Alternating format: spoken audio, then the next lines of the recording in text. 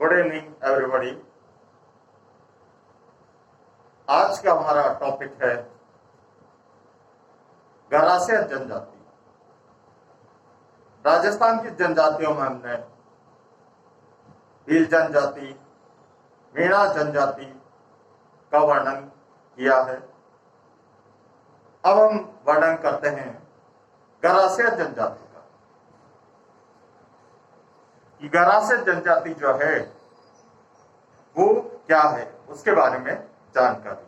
तो सबसे पहले हम लेते हैं उत्पत्ति।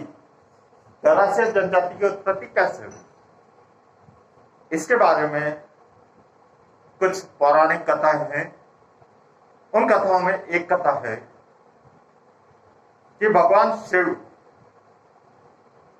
को एक अमिया नाम की युवती से प्रेम हो जाता है। अमिया युवती वाकरवासी की पुत्री थी। भगवान शिव ने अमिया से जब विवाह किया तो दापा अर्थात कन्या मूल्य में बैल भेंट किया। एक दिन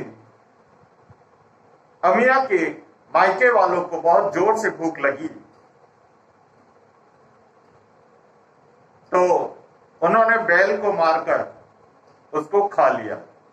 जब ये बात अमिया को पता चली तो अमिया ने अपने मायके वालों को श्राप दिया कि वे जीवन भर सुखी नहीं रहेंगे और उनकी पीढ़ियां भी जीवन भर कष्ट उठाएगी। अब आते हैं उनकी गोत्र पर कि गरासिया जाति की गोत्र क्या है।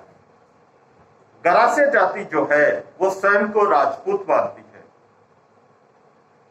इसलिए उनकी गोत्र राजपूतों के समान होती है। जाति, गरासिया जाति में दो जाति पाई जाती है। पहली नान की जात और दूसरी मोटी जात। परिवार, गरासिया जाति के सामाजिक संगठन में परिवार की केंद्रीय स्थिति होती है। जो सामाजिक संगठन होता है उसका मूल जो होता है वो परिवार होता है। गरासिया जनजाति में इसमें परिवार, एकांकी परिवार भी पाया जाता है और संयुक्त परिवार भी पाया जाता है। गरासिया जाति का जो सबसे इंपॉर्टेंट टॉपिक है वो है विवाह।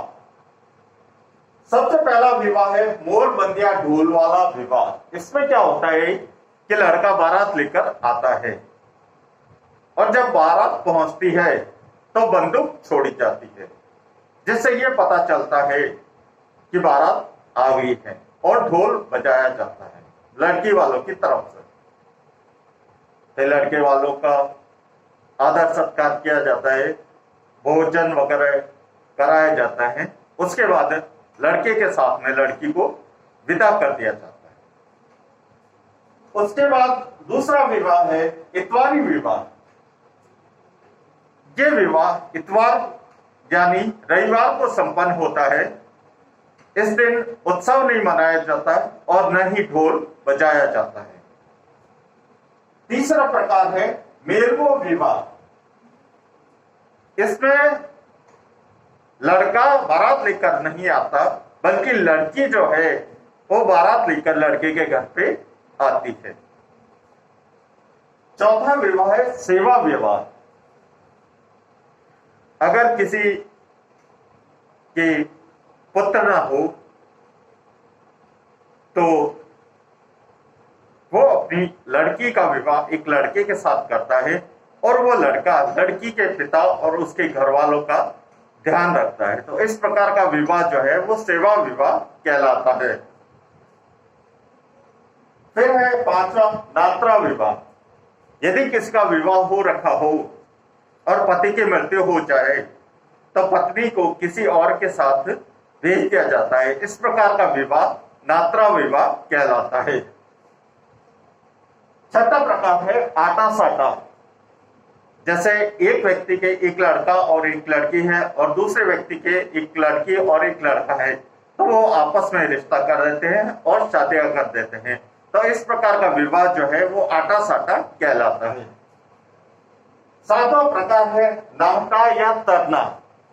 इस विवाह में